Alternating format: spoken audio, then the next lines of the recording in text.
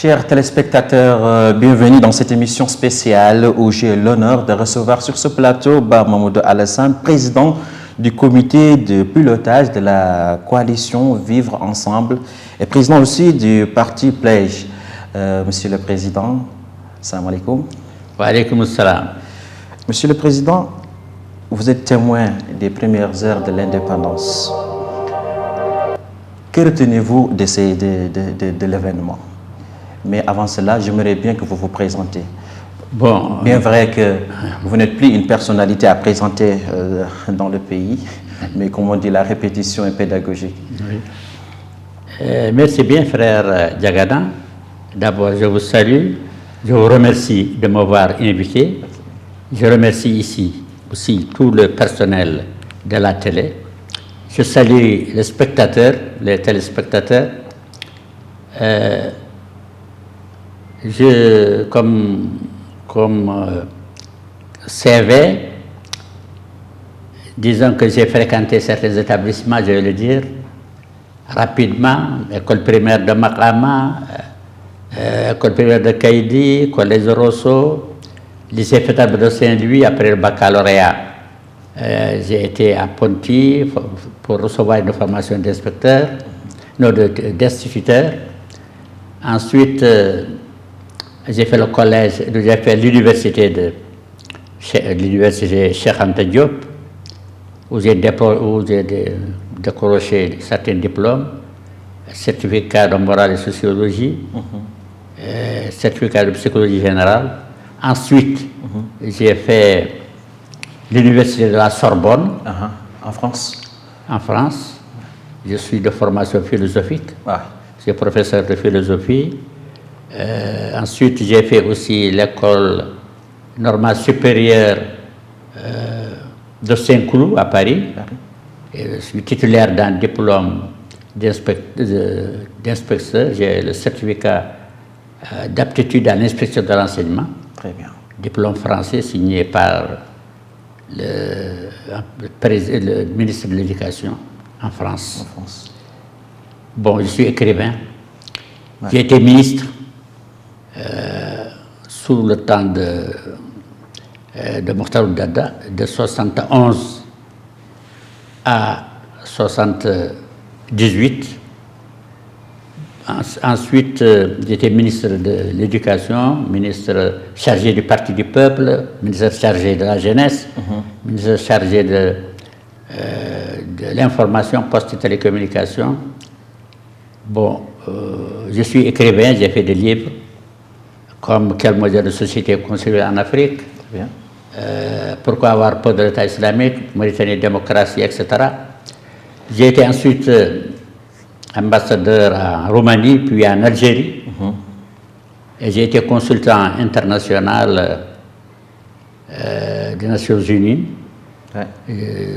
On m'avait affecté à Bangui pour proposer des solutions relatives à la crise en République centrafricaine. Ensuite, évidemment, j'étais président d'un parti Plège, Parti pour la liberté, l'égalité et la justice. Voilà en gros.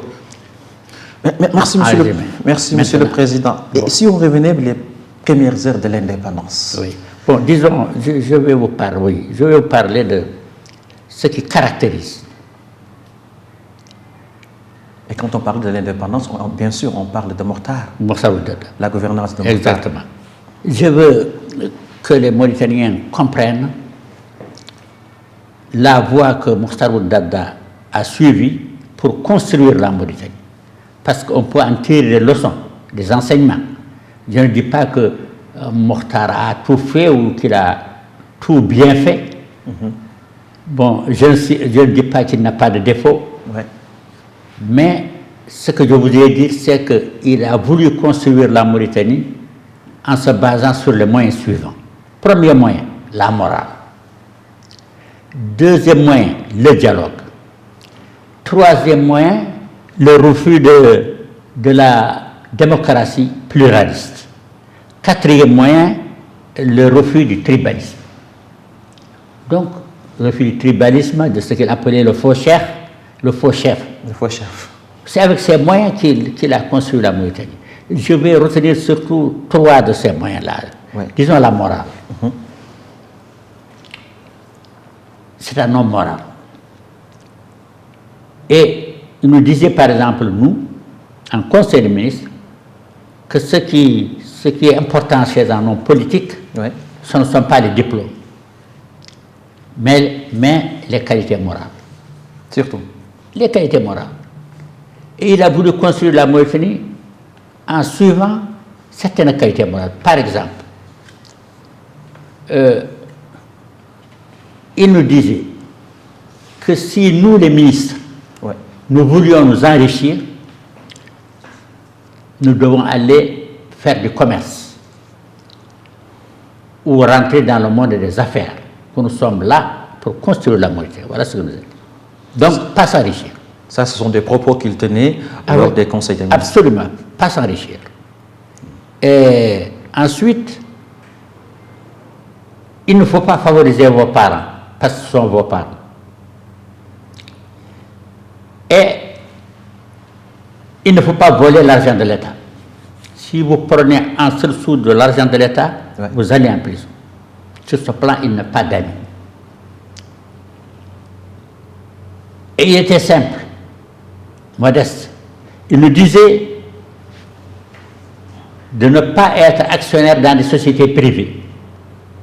Un ministre ne doit pas être actionnaire dans une société privée.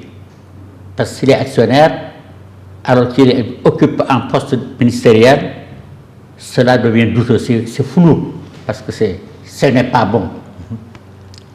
Et il a dégommé des ministres parce qu'ils étaient fonctionnaires, ils étaient actionnaires dans les sociétés privées. Et puis nous, les ministres, on ne pouvait pas avoir plus d'une villa. Et puis si on a une villa, il faut l'habiter. On ne pouvait pas être ministre, avoir une villa personnelle et voir l'État en même temps vous louer une villa. Non, vous habitez votre villa. Et là, vous ne pouvez pas avoir plus d'une villa.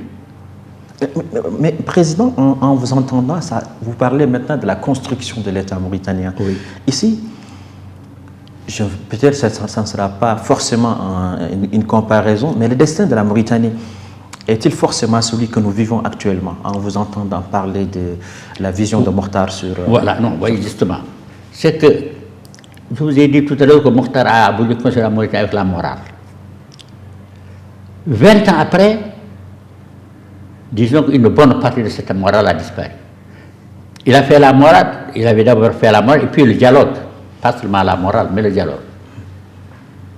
Je dois dire à ce sujet que, en toute modestie, que je suis le premier Mauritanien qui, dans le gouvernement de Mokhtar, avait proposé la politique du dialogue pour construire la Mauritanie. Le premier Mauritanien a proposé la politique du dialogue. Absolument, en Mauritanie. C'est pour cela d'ailleurs que... Ça, c'est important. Il y a des élèves, des jeunes qui me taquinent en disant « bas dialogue ». Bas dialogue. Parce que lorsque j'ai été ministre, la jeunesse scolaire était en effervescence. Ouais. Contester le pouvoir. À la suite de mai en France. C'était en ce moment un peu dans l'établissement scolaire. Il y avait des bouleversements, des contestations. Dû à quoi ces contestations-là? Les gens étaient endoctrinés idéologiquement. Par exemple, les élèves ici prenaient le marxisme-léninisme, l'idéologie marxiste, léniniste, maoïste. Et dans ce moment, les premières heures, si j'ai bonne mémoire, ou bien j'ai bien lu les archives, on avait le parti unique. Oui, on avait le parti unique, oui. Mokhtar pensait que... Comment on pouvait avoir d'autres pensées comme le marxisme ou avoir d'autres doctrines qui s'infiltrent dans C'était les élèves et les étudiants qui prenaient cette doctrine. C'était les élèves et les étudiants. Sous l'influence de l'extérieur, peut-être? Ces élèves et étudiants ont subi, bien sûr, l'influence extérieure. Et moi-même, lorsque j'étais ministre, je fréquentais les établissements, je discutais avec les élèves, je dialoguais avec eux pour créer un climat d'apaisement. Et j'avais proposé même au président Mokhtar de prôner la politique du dialogue avec le mouvement d'opposition, c'était les Kadiens. Les Kadiens. Oui, les Kadiens, un mouvement d'opposition, discuter avec ce mouvement. Et il y a eu il s'est tenu ici une grande réunion dans l'actuelle salle du Parlement. C'est là où j'avais tenu un grand dialogue auquel avait participé l'opposition, le mouvement d'opposition des Caïdiens, et face aux membres du gouvernement. Tous les membres du gouvernement, ou presque, avaient défilé, avaient fait des exposés devant ces gens de l'opposition. Et le dialogue avait été ouvert par Mokhtar, je l'ai dit, parce que maintenant on parle de dialogue. Le dialogue à ce moment avait été ouvert par Mokhtar. Et ensuite, après Mokhtar, c'est moi qui avais présidé ce dialogue-là. Bon, donc, voilà en gros cette politique de Mokhtar. Donc, la morale, le dialogue et la lutte contre ce qu'il appelait le faux chef. Il y avait pour lui le vrai chef et le vrai cheikh. Et qu'on parle, mais qu'il y a beaucoup en Mauritanie de faux cheikhs et de faux chefs. Okay. Bon, maintenant, après lui, 20 ans après, c'est Maouia qui arrive au pouvoir. 20 ans après. Il y a une nette différence. Qu'est-ce qui n'a pas marché pour qu'on désavoue la politique de Mokhtar avec un coup d'État, bien sûr? Bien, à ce moment-là, bien sûr, il y avait la guerre du Sahara. Il y avait la guerre du Sahara. Ouais. Il y avait un parti qui avait la guerre du Sahara. La guerre du Sahara, qu'on appelle l'erreur de Mokhtar. Oui, bon, oui, on parle. C'est que Mokhtar, toujours avant même l'indépendance, pensait que la Mauritanie actuelle, que le Sahara formé de Mauritanie, formé de ceux qui sont, enfin, c'était Mauritaniens, c'était des Arabes comme ceux qui sont ici. C'est le même peuple. Oui, c'est le même peuple. Et ils pensaient que ce peuple était colonisé par l'Espagne et nous par la Mauritanie, par la France, mais que c'était un même pays, un même peuple. Ouais. Et c'est pour ça lui il était convaincu qu'il fallait donc, une fois que la Mauritanie est devenue indépendante, faire en sorte que le Sahara aussi soit indépendant, mais rattaché à la Mauritanie. C'est sa conviction. Certains ont pensé que c'est une erreur, mais c'est sa conviction. Bon, donc, après lui, donc, il y a 20 ans de Maouia. Alors, les moyens dont se servait Mokhtar, ces moyens avaient disparu 20 ans après. La morale, avec Maouia, la morale, elle est partie. N'existait plus. Il n'y a plus de morale. Vous voyez ce qu'il a fait. Comme gaffe, comme tuerie, comme massacre, comme torture. La morale est partie. Le dialogue, sous son règne, il n'y a pas eu de dialogue, le dialogue est parti. Bon, le tribalisme, le tribalisme... C'est au temps de Maouia que les Mauritaniens commencent à se diviser. Non, au temps de Maouia, c'était à ce moment, il avait instauré une démocratie, mais une fausse démocratie. Sous le temps de Maouia, une fausse démocratie. Sous Mokhtar, c'était le parti unique. Mais un parti unique où il y avait quand même la liberté d'expression. Parce que Mokhtar acceptait qu'on dise tout. On s'attaquait même à sa personne et à la personne de son épouse. Et quelles sont les causes du coup d'État contre Mokhtar? C'est tout militaire de dire pourquoi. Il y avait cette guerre. Il y avait la guerre. Bon. Les militaires étaient contre la guerre du Sahara. Ils étaient sûrement d'abord, bon, ils ont fait la guerre, beaucoup sont morts d'ailleurs au cours de cette guerre-là. En tout cas, c'est cette guerre qui a été la cause de la chute de Mokhtar. Okay. Il y a plusieurs raisons. C'est que certains militaires pensaient que cette guerre est injuste. Il y a d'autres aussi qui étaient passionnés par le pouvoir, c'est sûr. C'est pour ces raisons-là qu'il y a eu ce coup d'État. Bon, en tout cas, il faut quand même reconnaître à Mokhtar ce qu'il a fait. Mokhtar, Haïdallah, le président Haïdallah aussi. Que retenez-vous de ce président-là? Il y a beaucoup d'éloges en ce moment. Haïdallah, un grand musulman, moi je le connais un peu personnellement, c'est quand même un grand musulman, et qui avait commencé d'ailleurs à appliquer la charia à sa façon, selon sa conception. Et après, il a été renversé, bien sûr, par Maouia. Il n'a pas duré, mais c'était quand même un bon musulman qui avait fait aussi beaucoup d'actes en faveur de l'unité nationale. Oui, parce que pour les langues, par exemple, il était pour les langues, pour l'enseignement des langues, et même pour, semble-t-il, pour l'officialisation des langues. Il avait fait quand même des gestes importants. Bon, on vous entend parler. Une autre Mauritanie était-elle envisageable? Si oui, comment devrait-elle se concrétiser? Bon, c'est là où je voudrais proposer, à la classe politique mauritanienne une nouvelle voie. Une nouvelle voie. VOIE. Ouais. Une nouvelle voie issue d'une nouvelle pensée. Une nouvelle voie issue d'une nouvelle pensée. Pour reconstruire la Mauritanie. Pour construire une Mauritanie unie, paisible, stable et bénie. Une nouvelle voie. Mais les voies suivies par, à mon avis, toutes les voies suivies par les différents régimes depuis l'indépendance, ces voies ont échoué et ne peuvent qu'échouer. Sauf la vision de Mokhtar. Non, parce que ce que je propose, la voie que je propose est différente de la voie proposée par Mokhtar. Sous Mokhtar, il y avait un parti unique. Ouais. Il assurait la morale. Il n'y avait pas de démocratie. Le parti unique quand même a des inconvénients, ça c'est vrai. Il est vrai aussi qu'en faisant le multipartisme, les choses aussi ont changé. Mais n'ont pas changé dans le bon sens. Vous voyez les crises politiques qu'il y a eu depuis qu'il y a eu la démocratie pluraliste. Moi, depuis qu'on avait parlé de cette démocratie pluraliste, j'ai dit qu'elle va échouer. Quand j'ai lu la Constitution, j'ai dit que cette démocratie pluraliste va échouer. Donc on peut dire en ce moment que la construction du pays a fait fausse chemin. Oui, donc je veux dire que sous Mokhtar, pas de démocratie. Mais il y avait la liberté d'expression. Sous Maouia, fausse démocratie. Bon, la morale n'y est pas. Ensuite, qui est venu sous Aziz pendant combien d'années? Bon, la démocratie n'a pas fonctionné. Le dialogue n'a pas fonctionné. Pourquoi? Le dialogue n'a pas fonctionné parce que tout simplement, il y avait la classe politique, il y avait l'opposition. Qu'est-ce qui a divisé les Mauritaniens? Mais ce qui a divisé les Mauritaniens, c'est que les conceptions politiques, il y a les conceptions politiques qui sont différentes. Parce que il y a ça, et il y a aussi des ambitions personnelles. Et il y a aussi, chez certains, la volonté d'avoir le pouvoir pour s'enrichir. Pour s'enrichir.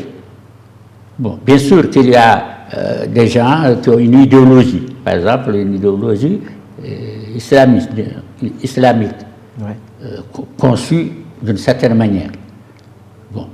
Mais moi, ce que je propose, c'est qu'on construise la Mauritanie à partir surtout de la morale islamique. Ça, c'est ma conviction. La morale islamique issue de la pensée islamique. Parce que c'est cette pensée qui peut nous unir. La pensée islamique. Ce qu'on n'a jamais fait jusqu'ici, c'est qu'on n'a jamais mis en œuvre la pensée islamique. Dès qu'on parle d'islam, certains disent « Oh non, vous êtes islamiste. Qu'est-ce que ça vous êtes être islamiste ?»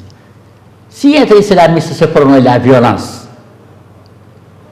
Non, il ne faut jamais être islamiste. Parce que l'islam est contre la violence. L'islam signifie la paix.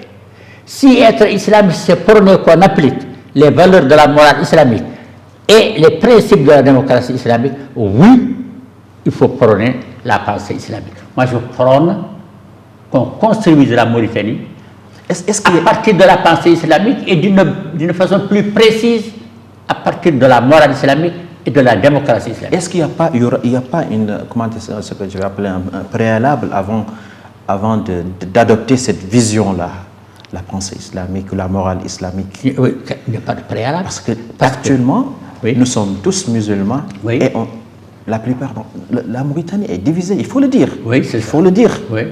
La Mauritanie est divisée, il y a la méfiance entre les différentes communautés, il y a le repli identitaire actuellement. Oui.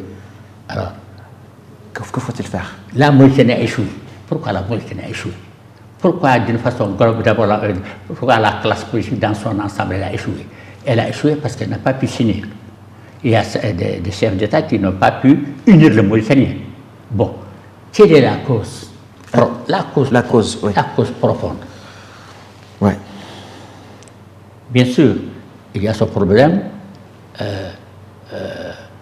de la cause profonde, c'est que on n'a jamais mis en œuvre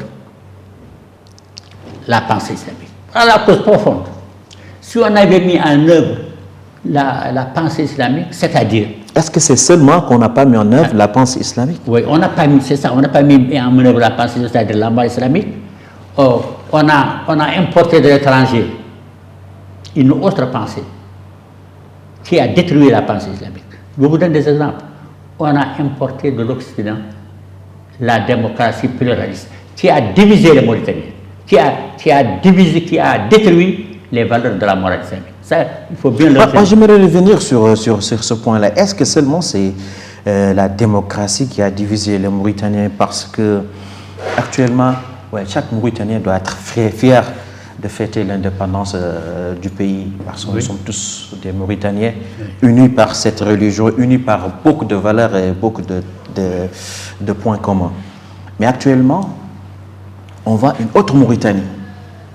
Il y a une Mauritanie et il y a une autre Mauritanie. Ceux qui fêtent l'indépendance et ceux qui sont en deuil actuellement. Oui, absolument.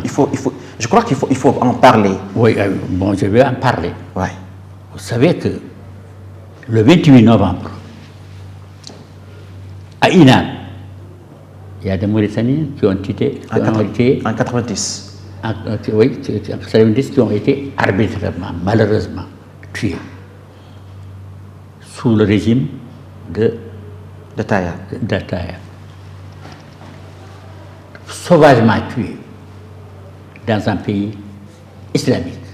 C'est très grave, c'est d'une extrême gravité. C'est la raison pour laquelle... Et maintenant, il y a aujourd'hui justement des Mauritaniens qui ont dit que nous, puisqu'on a tué des Mauritaniens le 28 novembre, nous n'allons jamais fêter le 28 novembre parce que nous sommes en deuil. En deuil. Voilà pourquoi ce problème ce problème de 28 novembre, des gens qui ont été tués, doit être réglé. Comment? Mais pour régler ce problème... Parce que vous parlez maintenant d'application de la pensée islamique. Oui. Bien vrai que tous les Mauritaniens sont unis par cette religion-là, sont unis par... Oui, mais la religion n'a pas pu nous unir. Bon, la religion, nous sommes tous des musulmans, mais l'islam... Mais c'est grave si la religion ne nous unit pas. Parce qu'encore une fois, la morale islamique, particulièrement la morale, et même le droit islamique, la morale islamique et la démocratie islamique ne sont pas appliqués. Voilà pourquoi je vous dis que la pensée islamique n'est pas appliquée. Bon, je reviens sur ce problème du 28 novembre. Ouais. Il faut, ça fait partie du problème de l'unité nationale. Je souhaite que, si le prochain dialogue a lieu, c'est ce que souhaite également la CBE, c'est que ce problème soit définitivement réglé. Mais pour régler ce problème, il faut d'abord se mettre en rapport avec, bien sûr, les victimes. Parce que les victimes sont là, les familles des victimes sont là. Et il y a aussi les partis politiques qui sont là, qui sont prêts également à aider les familles des victimes. Les familles des victimes. Bon, les aider. Oui. Est-ce que l'État... Nous souhaitons que ce problème soit réglé, mais il ne peut pas être réglé sans se mettre en rapport avec les victimes qui sont là et avec les associations qui défendent les victimes. Mais d'abord en priorité avec les victimes. Et comment est-ce qu'on peut organiser ce dialogue-là avec ces victimes-là? Comment? Sur ce qu'elles voient passer? Mais le pouvoir doit demander pardon au nom de qui? Ou bien... vous savez, les victimes ont demandé qu'il y ait des devoirs de vérité, devoirs de justice, devoirs de réparation, etc., etc. Vous êtes au courant de ça? Parce que moi, j'ai suivi le dossier. Il y a des gens qui sont prêts pour pardonner. Oui. Mais ils disent qu'avant de pardonner, il faut qu'on connaisse qui ont tué. Oui. Que justice soit faite. Que justice soit rendue. Ensuite, ils sont prêts à pardonner. Voilà ce qu'ils ont dit. Nous connaissons ce qu'ils ont dit. Maintenant, il faut mener un dialogue avec eux. Le point, c'est qu'il faut dialoguer directement avec eux. Le pouvoir peut et doit dialoguer directement avec les victimes. Est-ce que le pouvoir actuellement, il ignore cela? Ce problème-là, c'est... Le pouvoir n'ignore pas ce problème. Le pouvoir n'ignore pas ce problème-là.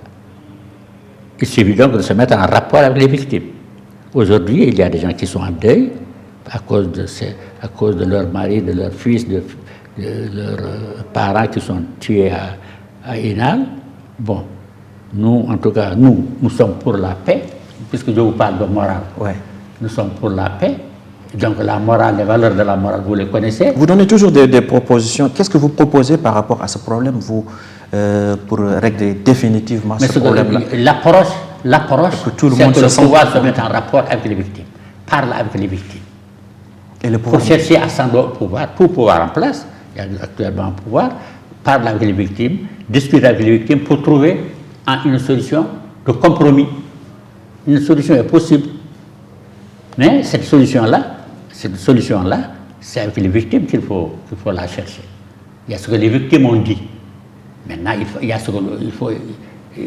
faut maintenant que le pouvoir, de son côté, fasse un geste pour trouver un compromis. Voilà ce que je peux dire. Là, ça c'est parmi les facteurs. Mais si je vous posais, je reprenais la question, quels sont selon vous, bien sûr, les facteurs déterminants qui ont déraillé dans la construction d'une conscience nationale collective? Que répondez-vous par rapport à ça? Oui. Parce que ça, c'est une partie du problème. Ce qui a déraillé, ce qui n'a pas marché, oui, c'est qu'on n'a pas suivi la voie qu'il fallait suivre. Quelle est la voie qu'on a suivie pour construire la Mauritanie? Parce que vous venez de dire que l'islam ne nous a pas unis. Oui, parce qu'on n'a pas appliqué la morale islamique. La morale islamique, c'est quoi? Qu'est-ce que vous préconisez? La morale islamique, c'est la paix, l'unité, l'égalité, la justice, la fraternité, la modération, l'équilibre, ouais, le juste milieu, la tolérance envers les non-musulmans, le repentir, le pardon. Voilà les valeurs de la morale. Mais ces valeurs ont été détruites par cette forme de démocratie qu'on applique et à laquelle on croit, une forme de démocratie qui a échoué. Là, en Europe même, d'où nous l'avons recopié, et c'est une forme encore de démocratie qui a échoué en Afrique, et on continue toujours de l'appliquer. Et on dit qu'elle est universelle. Pour moi, ce qui est universel d'abord, c'est le Coran, qui s'adresse à toute l'humanité. Et la démocratie issue du Coran est la meilleure démocratie universelle. On parle de démocratie universelle. La démocratie universelle vient de la pensée humaine. Ouais. Or, la démocratie divine vient de la pensée divine, la pensée du Créateur. La démocratie venue du Créateur est meilleure que celle venue du Créateur. Mais il faut bien qu'on le dise, il faut qu'on applique la morale islamique, les valeurs de la morale islamique. Cette démocratie-là détruite. Et ce n'est pas seulement cette démocratie qui a été détruite, donc la Constitution. Je crois que quand on applique cela, ça va remettre en cause en fait, la manière dont on élise les présidents, absolument, dont on nomme les ministres. Cette forme de démocratie. Est-ce qu'on peut l'appliquer actuellement en Mauritanie? On peut très bien l'appliquer. Je vais dire comment vous l'appliquez. Ouais. Il faut d'abord renoncer à la démocratie pluraliste. Pourquoi? Parce qu'elle a divisé les Mauritaniens, parce qu'elle a créé des inégalités, parce qu'elle a été source de crise, parce qu'elle favorise les riches au détriment des pauvres, etc., etc. Il faut la détruire. Deuxièmement, cette forme de démocratie se trouve dans la Constitution. La Constitution, c'est un faux Coran. Pourquoi? Mais le Coran, tous nos problèmes sont résolus d'abord dans le Coran. Mais comme cette forme de démocratie se trouve dans le Coran, il s'agit d'un faux Coran. Quel est ce Coran qui dit aux Mauritaniens, divisez-vous, divisez-vous? La démocratie divise, n'est-ce pas? La démocratie dit aux gens, faites les partis, divisez-vous, et bien coupez-vous en deux. Un parti au pouvoir et un parti contre le pouvoir. Voilà ce qu'on trouve dans cette constitution. Voilà ce que... Moi, je comprends par la démocratie, l'égalité, la justice, la bonne gouvernance. Moi, c'est ce que je comprends. Mais ce n'est pas ça qui est appliqué. Le multipartisme. Est-ce qu'il ne divise pas les Mauritaniens? Le multipartisme. Bon, je vous le demande. Divise, naturellement. Les élections. Toutes les crises que le Mauritanie a connues viennent des élections, et particulièrement des élections présidentielles. Et pourtant, ça a marché dans d'autres pays. Et oui, ça marche. Même ça a marché dans d'autres pays, ça a marché mal. Parce que même dans d'autres pays, l'alternance au pouvoir par les urnes, c'est très difficile.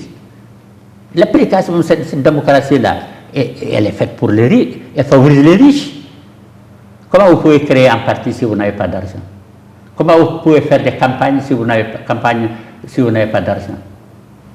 Donc, cette forme a énormément d'inconvénients. Donc, la pire de ces inconvénients, c'est qu'elle détruit, elle désunit. On ne pourra jamais construire une Mauritanie unie avec cette forme de démocratie. Et même si elle marche, on sera coupé en deux. Oh. Parce que si elle marche, il y aura toujours le camp au pouvoir et le camp qui est contre le pouvoir. Or, si on applique bien la démocratie islamique, ce fossé entre les deux camps, ce fossé va se réduire, s'amenuiser. Parce que la démocratie islamique privilégie la concertation et le consensus. Elle privilégie la morale. Il faut donc supprimer ce faux corps, cette démocratie. Si je vous entends très bien, oui. Ça veut dire que maintenant on doit faire table rase de tout ce qui a été fait, y compris la Constitution, et reprendre ce que vous appelez la morale islamique. Absolument. Le Coran devient notre constitution. Le Coran devient notre constitution. Absolument. Mais c'est la meilleure des constitutions. Dans les constitutions qui figurent dans notre constitution actuelle, et dans les constitutions qui figurent constitution se base sur le Coran actuellement, non? Oui, mais cette constitution-là renferme la démocratie pluraliste, donc renferme le multipartisme, les élections, le vote. Donc, cette forme de démocratie a détruit le vrai Coran. Parce que le vrai Coran dit aux musulmans, unissez-vous, vous êtes des frères. Yeah. Respectez la morale islamique. Vous connaissez le verset. Donc on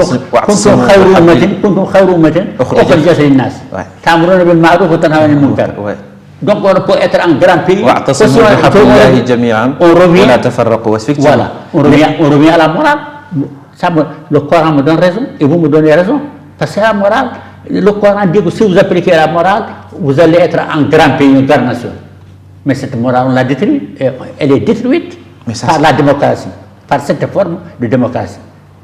Je ne suis pas contre la démocratie en soi, je suis contre cette forme de démocratie pluraliste et je prône la démocratie telle qu'elle figure dans le Coran. La démocratie. Est-ce que le problème c'est la démocratie ou ce sont les hommes même? Bon. D'abord, je vous dis que le Coran devient la Constitution et on applique la morale islamique. Même si on applique la morale islamique, oui. Alors que les hommes ne sont pas bien formés, les hommes ne sont pas prêts pour l'appliquer, oui, on revient à la base de départ. On va revenir aux hommes. Pour le moment, nous parlons des textes. Les textes, c'est la Constitution et les institutions. Nous sommes actuellement régis par un faux Coran, par une démocratie non islamique satanique, parce qu'elle divise. Nous sommes régis par un faux gouvernement. Depuis l'indépendance, c'est un faux gouvernement. Parce que ce n'est pas un gouvernement qui fait du Coran notre constitution. Nous sommes régis par un faux parlement. Parce que ce n'est pas un parlement. Parce que tous les parlements que nous avons connus sont des parlements issus de cette démocratie satanique qui se trouve dans le faux Coran. Donc, c'est un faux parlement, un faux gouvernement, un faux parlement, un faux gouvernement. Une fausse administration? Oui, bien sûr, une fausse administration. C'est pour ça que la voie qu'on a suivie ne peut qu'échouer. Elle ne peut qu'échouer. C'est pour ça d'ailleurs qu'on a tourné en rond. Est-ce que vous êtes prêt maintenant à proposer oui. Tout ce que vous êtes en train de dire ici actuellement oui. là, oui. Comment on appelle aux prochaines concertations qui seront prévues par le pouvoir et la société civile et les partis politiques. Vous, en tant que président moi, si je, partout, ouais. Où je suis, je prône cette forme de démocratie qui applique la morale islamique. Partout. Ça, je l'ai fait dans le livre, dans mes livres. Ouais. Bon. Donc, il faut que le Coran soit notre constitution. Je répète, que le Coran soit notre constitution, qu'il y ait un gouvernement qui applique le Coran comme constitution, qu'il y ait un parlement qui applique la constitution, et pour cela aussi, ça c'est le texte. Est-ce qu'à notre époque, oui. À notre époque, oui. Et avec cette mondialisation, oui. Cette proposition peut être appliquée? Absolument, on peut l'appliquer en Mauritanie. En Mauritanie. Et d'ailleurs, si on ne l'applique pas, d'ailleurs... Parce qu'il n'est appliqué nulle part dans le monde. Ce n'est pas appliqué. Bon. Oui, c'est pour cela que presque partout dans le monde, on a échoué. Malheureusement. Et partout dans le monde, il y a le coronavirus. D'où vient le coronavirus? Pour moi, c'est une punition divine, le coronavirus. Parce que si on n'applique pas le Coran à la morale islamique, les autres, même certains imams disent que le coronavirus, que cette maladie, ça vient de Zounoub, n'est-ce pas? Des péchés. Ouais, bon, moi je ne suis pas trop... Oui, des péchés. Ouais. Vous voyez, les maladies religieuses disent que ça vient des péchés. Certaines d'ailleurs graves maladies viennent des péchés, comme le coronavirus, le sida, etc. Okay. Donc ça veut dire qu'on n'a pas appliqué la morale islamique. Le remède, c'est l'application. Revenons sur l'indépendance. Oui. Maintenant, mais avant de revenir sur ça, je réponds à votre question, oui. Où vous avez dit que les hommes, je reviens aux hommes, même si on fait de bons textes, une démocratie islamique, qu'on applique la morale islamique, le vrai gouvernement islamique, le vrai parlement islamique, même si on applique cela, il faut que les hommes aussi changent. C'est pas seulement le constitution. Change de vision, change de mode de vie. Il faut qu'ils se réinventent. Il faut qu'ils se réinventent. Il faut qu'ils redeviennent de vrais musulmans. Le vrai musulman, ce n'est pas seulement celui qui applique les 5 piliers. Prière, jeûne, aller à la Mecque, zakat, etc. Ce n'est pas ça seulement le vrai musulman. Ouais. Le vrai musulman, c'est celui qui construit la Mauritanie comme le veut l'islam. C'est celui-là le vrai musulman. Mais s'il y a un État au pouvoir qui ne construit pas la Mauritanie comme le veut le Coran, c'est-à-dire comme le veut la morale islamique, le droit islamique, la démocratie islamique, mais tu es un faux musulman. Et aussi, les faux musulmans aujourd'hui sont ceux qui disent qu'il faut séparer politique et religion. Si tu dis ça, tu es un faux musulman. Parce que l'islam n'a jamais séparé politique et religion. Le faux musulman, c'est celui qui dit que le Coran n'est pas et ne peut pas essayer une constitution. Tous nos problèmes sont résolus dans le Coran. Le droit, le système éducatif, la culture, la civilisation, l'économie, la diplomatie. Tous ces problèmes sont résolus dans le Coran. Le Coran est la meilleure des constitutions. Parce que certains disent non, le Coran n'est pas et ne peut pas être une constitution. Si. Mais peut-être ce sont des gens qui ne sont pas musulmans qui peuvent dire cela aussi. Il y a des gens, j'ai entendu beaucoup de gens dire que le Coran, sont contre que le Coran soit une constitution. Beaucoup de gens disent. Oui, ça c'est peut-être les gens qui ne sont pas musulmans. Ils sont musulmans, ils sont même musulmans, mais ils disent, certains d'abord disent qu'il faut séparer politique et religion. Mais le problème en est que certains qui le disent, ils se disent bien sûr, il n'y a pas les hommes qu'il faut pour exactement faire de ce Non, moi j'ai Coran-là. entendu des gens très cultivés qui ont dit qu'ils sont contre que le Coran soit une constitution. Oui. Mais peut-être ils ont des raisons. Mais moi je leur ai demandé des raisons et ils ne m'ont pas donné des preuves, des raisons valables. Parce que vous voyez, vous-même, vous avez mentionné que les Mauritaniens ne se sont pas unis autour de l'islam. L'islam n'a pas arrivé à unir les Mauritaniens. Parce qu'ils n'ont pas arrivé à les unir, parce qu'ici, ils ont considéré que l'islam, c'est seulement les 5 piliers, mais ici, en politique, si on fait la politique, il faut appliquer la morale islamique si on fait la politique. Mais si tu fais la politique en détruisant la morale islamique et le droit islamique, tu n'es pas un vrai musulman. Revenons sur l'indépendance. Oui. Qu'est-ce qui peut réunir tous les Mauritaniens? Ce qui peut réunir l'essentiel. Pour l'essentiel, pour réunir les Mauritaniens. D'abord, pourquoi les Mauritaniens sont divisés? Ils sont divisés parce qu'ils ne sont pas d'accord autour d'une pensée unique. Ils ne sont pas d'accord autour d'une pensée unique. Vous parlez d'une pensée unique. Oui, qu'est-ce que vous parlez? Parce que certains sont pour une telle forme d'économie. Et certains aussi disent qu'ils sont contre la démocratie islamique, contre que le Coran soit une constitution. Bon, certains aussi disent, certains veulent qu'on construise l'unité nationale. C'est une unité nationale qu'on la construise. D'autres ne veulent pas qu'on la construise. Certains veulent qu'on construise l'unité nationale d'une certaine manière. L'unité nationale est prioritaire. D'autres ne s'intéressent pas beaucoup à la construction nationale. Donc les pensées sont différentes, les programmes des partis sont différents, Les idéologies sont différentes. Donc les gens ne peuvent pas être unis parce qu'ils ne sont pas unis autour d'une même pensée, ni autour d'une même idéologie, ni autour d'une même doctrine. D'où le multipartisme. Ça, c'est la démocratie qui a fait ça. On peut ne pas être unis, mais avoir des idées quand même ou avoir des points de vue sur l'essentiel. Oui, mais l'essentiel, par exemple, en partant de la morale, l'essentiel, c'est de s'entendre autour d'une pensée unique. L'essentiel, c'est de s'entendre autour d'une constitution, d'une pensée unique. Une pensée unique. Et cette pensée unique ne peut être que la meilleure des pensées pour unir les gens. Je pose la question vous-même. Quelle est la meilleure des pensées? Bon, moi, je suis pas là pour répondre aux questions. Je sais bien. Mais quand même, je sais que les Mauritaniens sont unis par cette religion islamique-là. Oui, mais ils sont unis par... Ils sont unis parce ils sont unis autour des rites, des 5 piliers. Ils sont unis, oui. Mais la morale islamique, on la connaît, mais est-ce qu'elle est appliquée? Là, c'est un problème.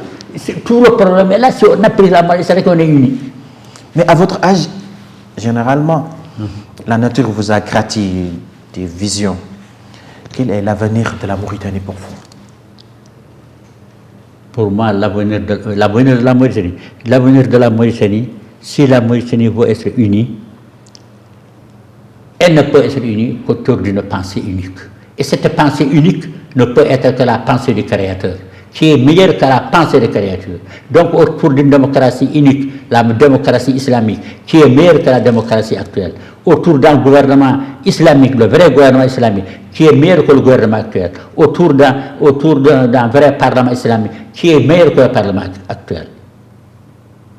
Et elle pourra être unie grâce aux gens qui veulent appliquer et cette démocratie, et cette constitution, et ce gouvernement, et ce parlement, c'est-à-dire le vrai musulman.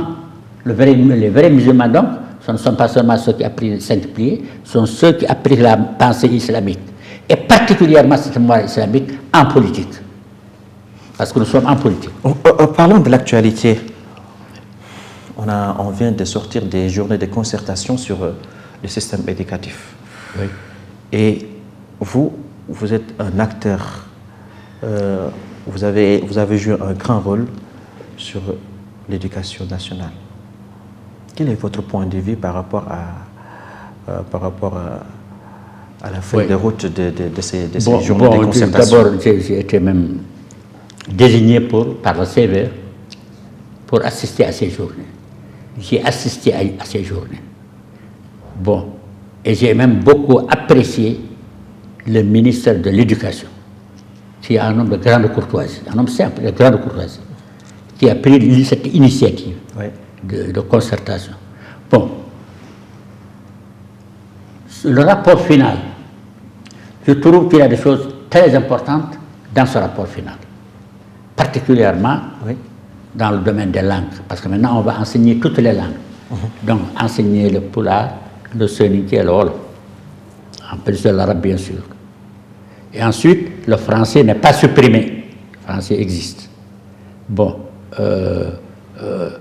il n'a jamais été question de mettre l'alphabet, il n'a jamais été question de faire l'alphabet en caractère arabe, jamais, c'est en caractère latin. Bon, l'Institut de langue existe. Bon, maintenant, nous, au niveau par exemple de la CVE, nous avons créé une commission pour charger d'étudier en profondeur ce rapport, pour voir s'il y a des lacunes ou non. Oui. Mais quand même, c'est un pas qui a été franchi. Mais ce pas, il faut maintenant faire encore approfondir la réflexion. La réflexion. Oui. Surtout sur l'enseignement des langues. Sur l'enseignement, oui, sur l'enseignement des langues. C'est seulement au fondamental. Non, c'est pas fondamental. Le secondaire? Oui, bon, vous avez participé à ces journées. Oui, j'ai participé à ces journées. On aimerait bien que vous nous édifiez par rapport à ça et par rapport à votre vision aussi sur ces journées de concertation. Oui, ma vision, c'est que tout simplement, un pas positif a été fait, c'est la vision aussi de la CVR, mouvement auquel j'appartiens. Le jeune Peul qui apprend jusqu'à pour faire l'entrée en sixième, il va le faire avec, dans sa langue nationale. Après en secondaire, oui, vous savez que... qu'est-ce qui se passe? Oui, non, vous savez que ce qui est fait maintenant, Ouais. ce rapport qui est fait maintenant, il est prévu une période de transition. Ouais. Il y a une période de transition. On attend encore. On attend. Il y a le texte, il y a ce qui est déjà décidé, mais on attend sa mise en œuvre. Sa mise en œuvre. Oui, oui. Donc vous êtes parfaitement d'accord avec ce qui a été fait, avec le rapport final? Oui, je suis d'accord avec le rapport final, mais comme je vous ai dit, on a créé une commission technique chargée d'approfondir davantage ce qui a été fait, de voir s'il y a des lacunes, s'il y a des insuffisances. Alors, globalement, quand même, on est satisfait de ce rapport. Alors, quel conseil donnerez-vous actuellement, avant de terminer cette émission, aux Mauritaniens, surtout à la classe politique, à la société civile, à la jeunesse? Parce qu'on a besoin d'une Mauritanie unie, on a besoin d'une Mauritanie où tout le monde se sentira un vrai citoyen et jouera un rôle pour le développement. 2 conseils. Premier conseil, cherchez à nous entendre autour des textes qui ne nous divisent pas, autour d'une pensée qui ne nous divise pas. Parce que nous sommes divisés au niveau des pensées. Vous savez qu'il y a même des idéologies qui sont venues ici détruire la pensée. Donc, cherchez à trouver un consensus.